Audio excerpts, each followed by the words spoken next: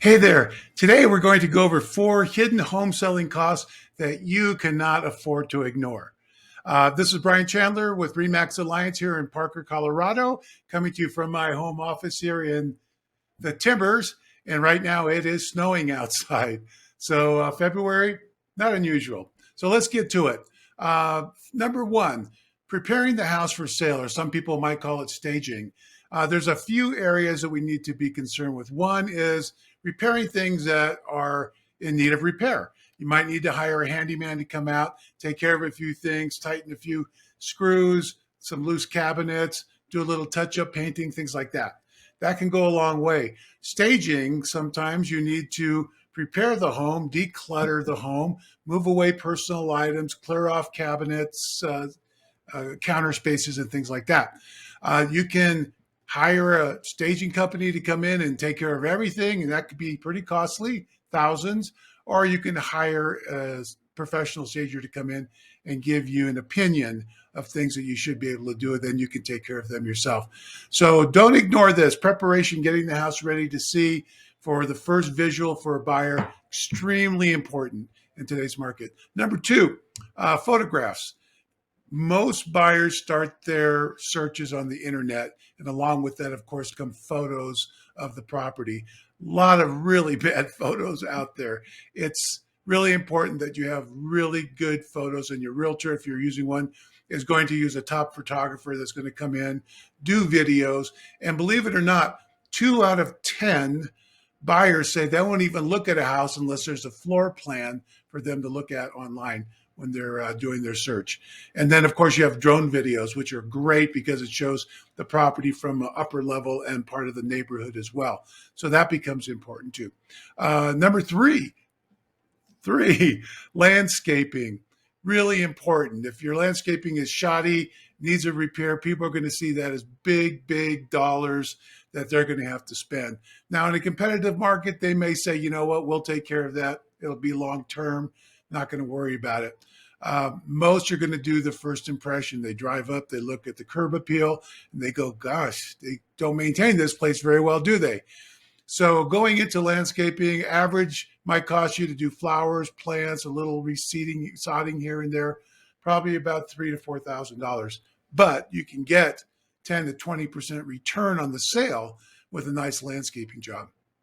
So one of the things that you would not want to do is redo your concrete driveway right before the sale, because you are not going to recoup your investment. That's a very costly thing to do, and it's not something that buyers add a lot of value to mentally.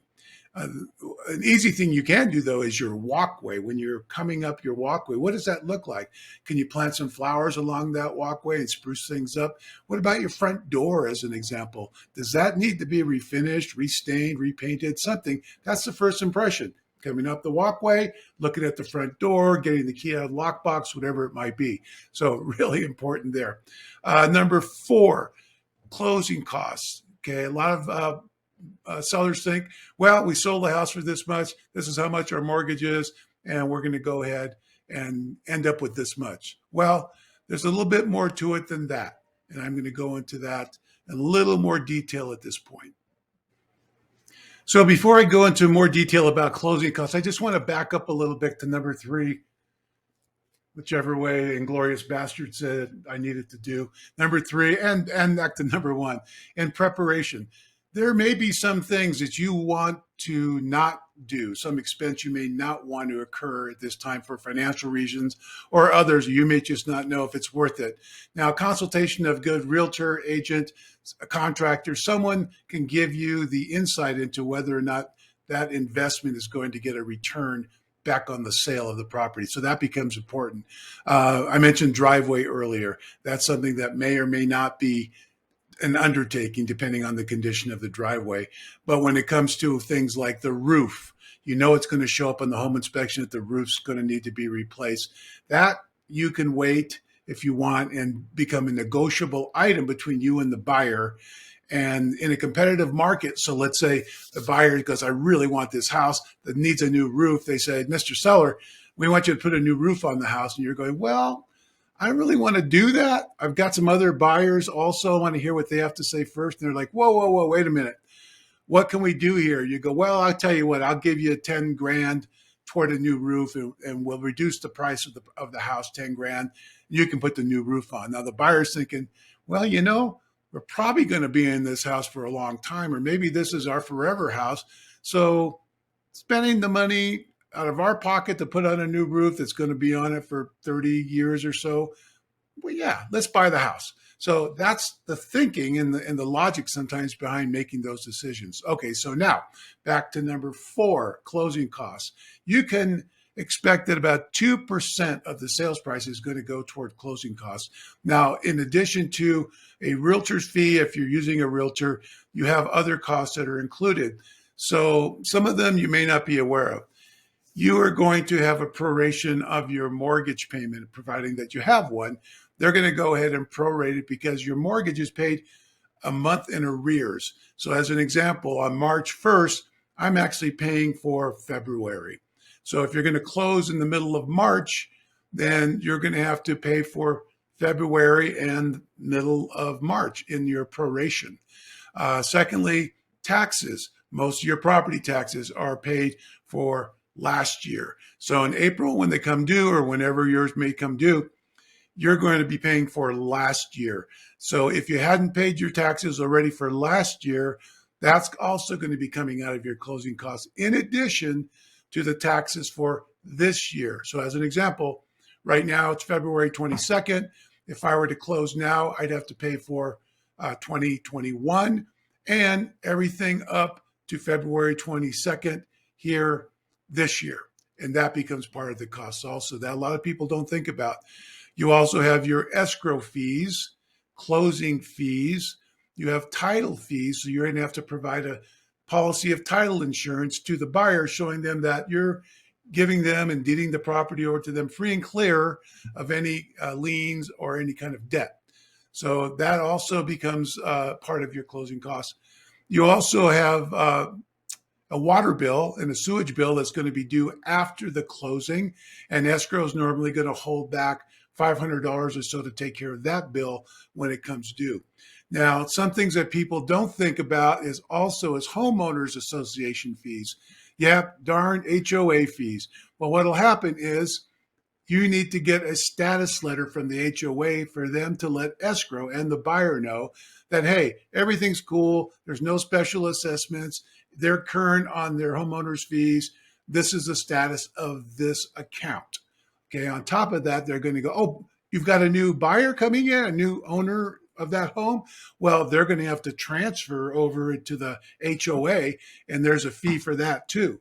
So some areas actually have 2 or 3 HOAs, which means you could be looking at 3 costs of status letters, 3 costs of transfers. So once again, keep that in mind. Some other things people might not think about is last minute when you're getting ready to move. As you're prepping to move, the house is sold, you're getting packed up, you're going, gosh, I think we need to rent a dumpster. Well, that could cost you $400. You could be running back and forth to Home Depot or Lowe's going, we need to pick up some tape. We need to get some moving boxes. We need to get things like that.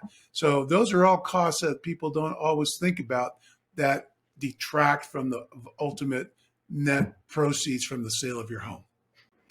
So once again, my name is Brian Chandler. I'm with Remax Alliance in Parker, Colorado, living in the Timbers, which is part of a neighborhood called the Pinery.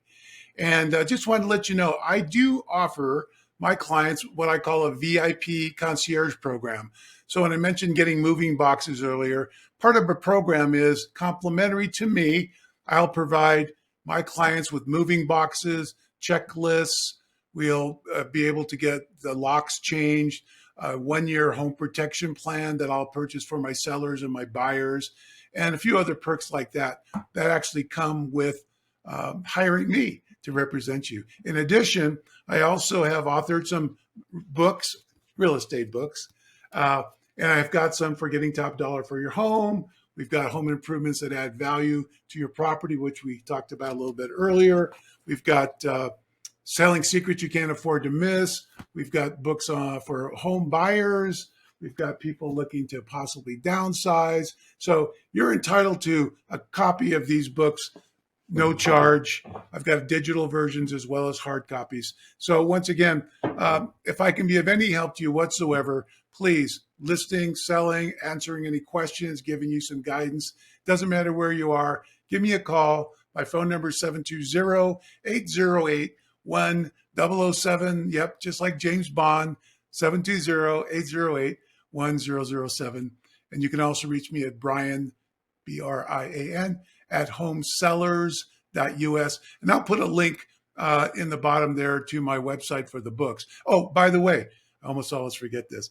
Please subscribe to my channel. Go ahead, click the subscribe button, ring the bell, click all. That way you'll be notified of any future videos that I'll be putting up, and maybe they'll be of interest to you. So once again, thank you. Give me a like, subscribe, click the bell, and I'll see you on the next video.